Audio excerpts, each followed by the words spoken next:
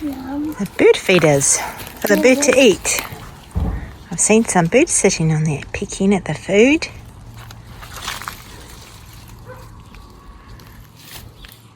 You want some? No, it's for the birds. The birds, it's bird seed. I just leave it. The birds come and they sit on it and they eat it. They pick at the seeds. It's quite neat, eh? That's why we made it preschool. We'll have to go away, otherwise I'll be too scared. We have to go away and then they might come. You go? Don't eat. No, don't eat it. It's for the birds. Okay. Lydia. It's for the birds. Are you a bird? Okay. No. Yes. Good morning. So I am just making our dinner now. So today is Tuesday, and Tuesday afternoon is my busiest afternoon. So I have to set up for preschool, and then 4:30 Esther has a piano lesson. So it helps if I get dinner ready in the morning. So today I had a pumpkin that needed using up, was starting to go rotten in some places. So I'm making pumpkin soup. So on Tuesday night is the one night that Johan's not here for dinner, so he's doing his studies, and I have some bacon in the fridge, so I'm making some soup with bacon and also some buns out of the freezer. So I was going to share a thought from last week, something that was helpful to me, but I need to read that out. So while I'm doing this, I would tell you something I was thinking about last night. So I did write like a devotional about this on my Facebook page and Instagram, but in case you are not on there, I will share it here as well. So yesterday I was watching a vlog of a family who had brought an old farmhouse and done it up. So it was a bit like a fixer-upper. And so yesterday I was watching a video of when they'd first gone there, and just seeing what it was like, because it was quite a while back. But yeah, it was really dirty, really disgusting. The people who lived in there were obviously just didn't clean and just lived in it very dirty, and just broken down, and it needed a lot of cleaning and a lot of work. And yet the lady who had brought it said that they wanted to buy something like that and fix it up and make it into something beautiful, or make it beautiful. And they did. They spent a lot of time, a lot of money, a lot of work, and did make it into a beautiful house. But last night I was actually praying for someone whose life is in a bit of a mess, and as I was praying, I started to think of that vlog and how, those people, when they had brought that place, and first they did it up for a bit and then they went to live in there, but just the difference that they made when they owned it and when they took control of it, and when they began to live in there, it became like a completely different place. And I thought that's such a beautiful picture of what God does in lives.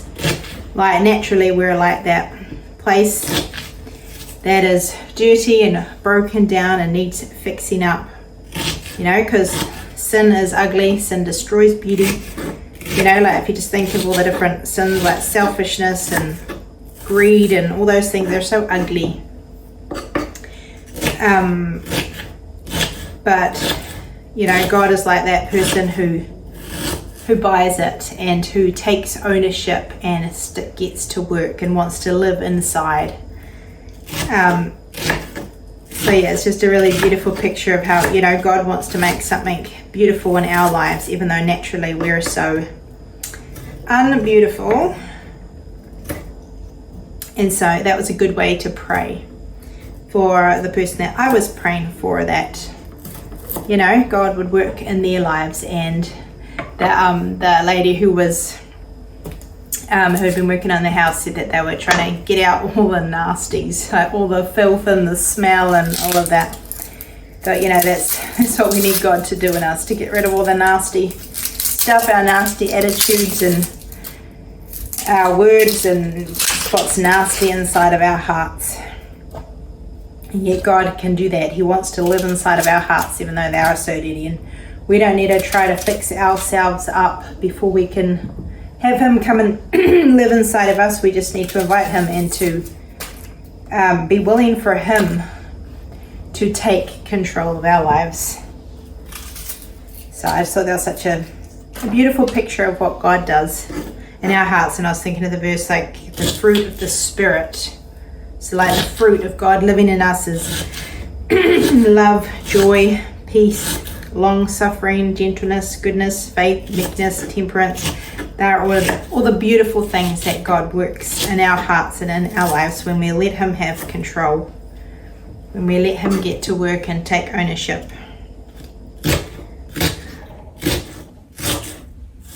And just the difference it can make, like, you know, like somebody new taking over a house can make such a difference. Just, you know, because it's who owns it and who is got control of it and who lives inside of it.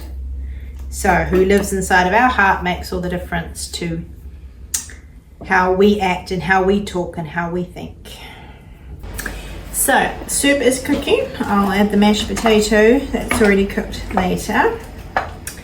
Alright, so last week I was just feeling really overwhelmed. There was, on Monday I went up to the radio house to learn how to do the radio at home. So that was good to get that done. I had a meeting last Tuesday night, so it was kind of like the busiest afternoon and then a meeting tonight as well. And then on Thursday I tried doing my first radio program at home, which, because it was my first time and also I got interrupted halfway through. Courier banged on the door and was waiting for me to come open the door.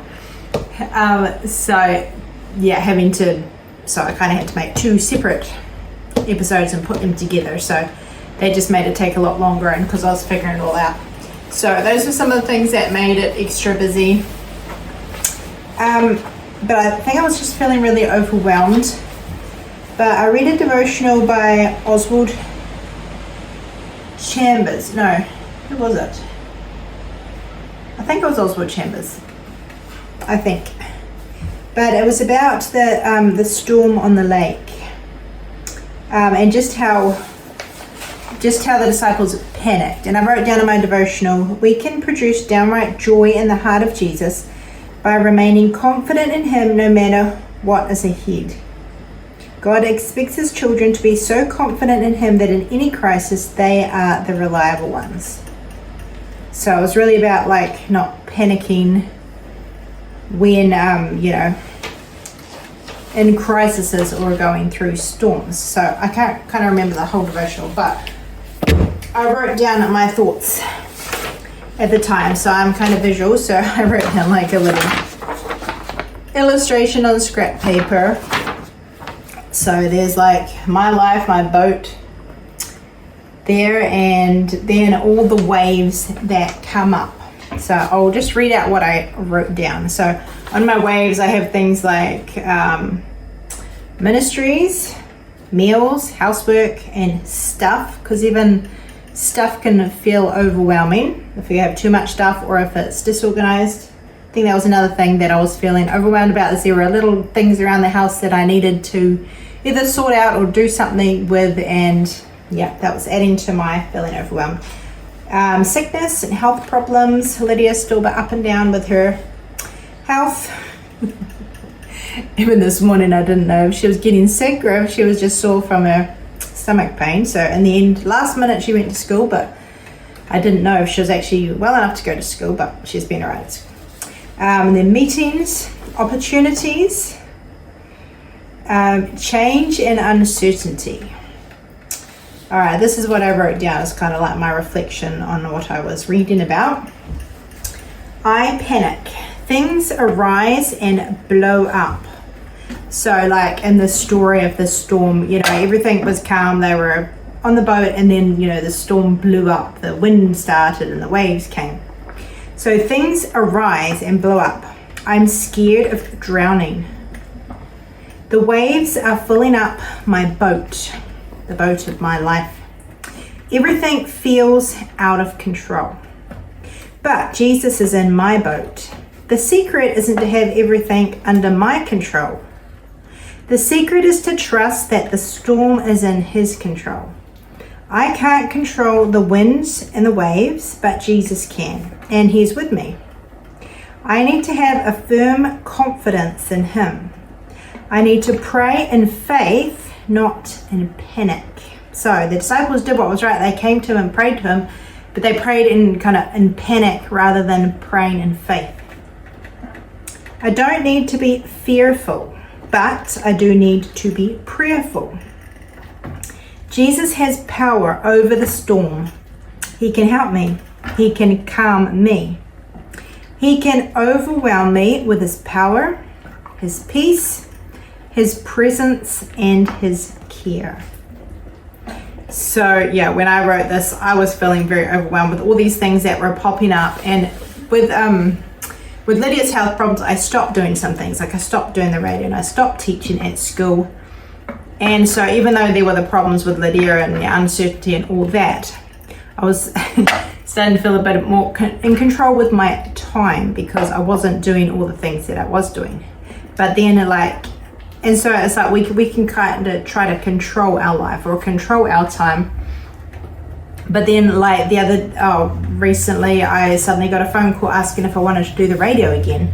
And it's like, which is great, it's an opportunity again, but it's like extra busyness. And then other things pop up like meetings or other opportunities or sickness or whatever it is. And so things can easily feel out of our control and we can kind of panic, especially if you're like me and get overwhelmed very easily. So I just found this story just helpful. Just a reminder that we can't keep everything under our control. Even if we try perfectly whether it's to keep our homes, perfectly under control or our life or our schedule, things do blow up and come up no matter how hard we try. So the secret isn't to have perfect control. It is to trust God when things get out of control, trust that it's still in His control, and to come to Him in faith rather than in panic. So that was something else that was helpful to me. I've got something I was going to say. So a promise from those thoughts that I wrote in my promise book. Isaiah 43 verse 2.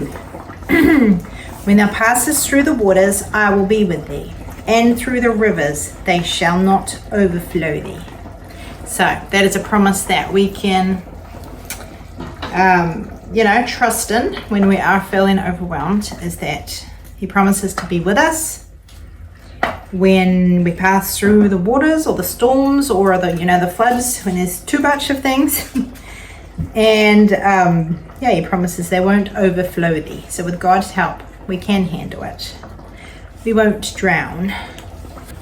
And this week I was also thinking back to, I think I wrote a devotional and a song about it, about how one time when I was at the pools with Lydia, when she was in the shallow water, she was confident and able to be by herself, and yet when she was in the deeper water, she was way more dependent on me.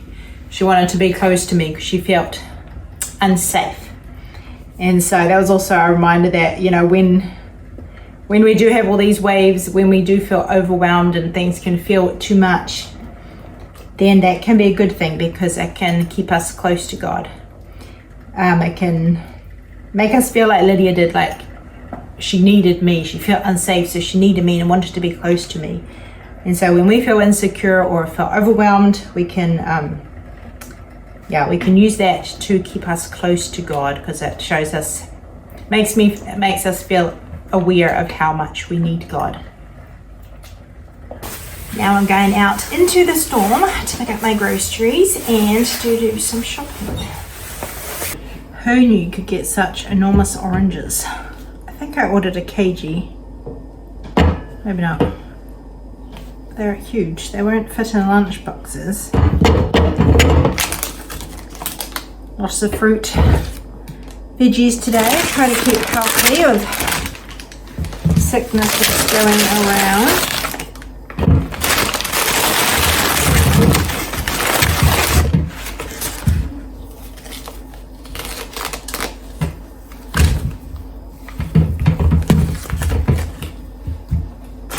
I am about to try out my preschool craft that we're doing tomorrow, so I hope it works because I'm running out of time.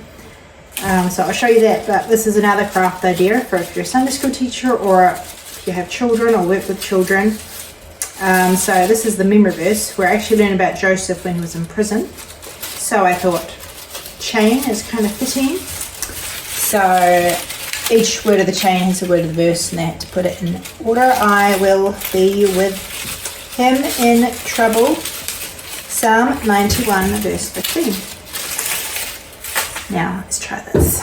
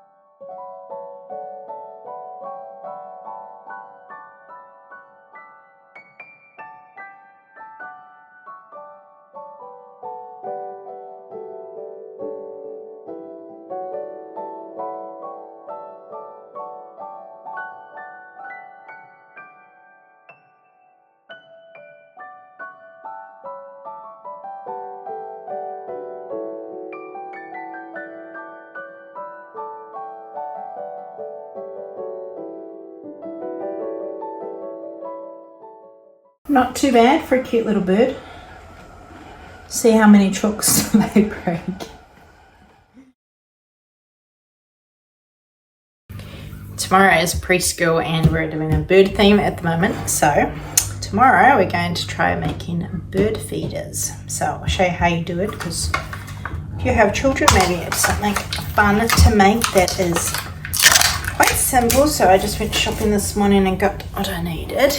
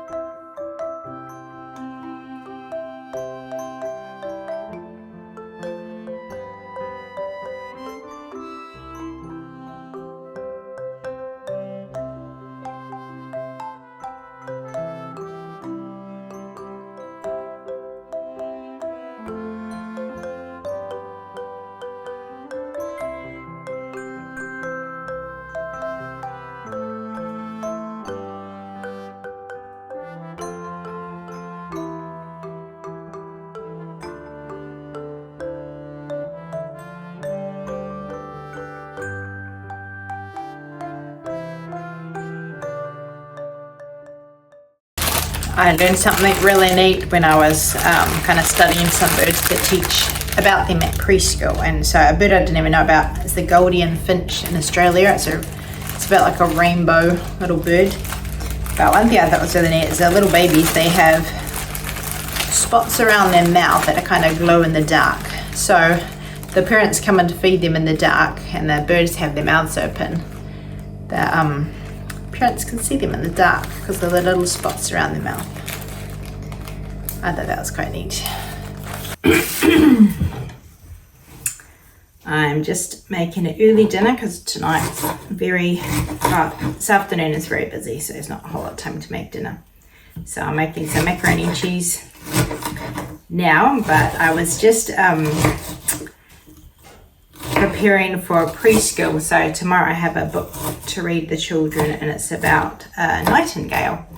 So each week I've been trying to print up a little page and then we put it in like a folder. It's kind of like making a little book as we go about different birds with real photos, because in library books, you know, it's not, you don't always see a real picture of what the birds look like, and it's not they're not always about specific birds. So I've kind of been picking out specific birds, making up a little page with real photos, and then reading that to the children so they learn something about a real bird.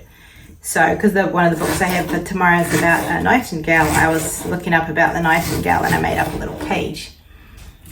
But it's quite neat. A nightingale has its name because it sings at night as well as during the day. So it's a songbird, has a beautiful song, even though it looks pretty plain and simple. It's pretty much just a brown little bird.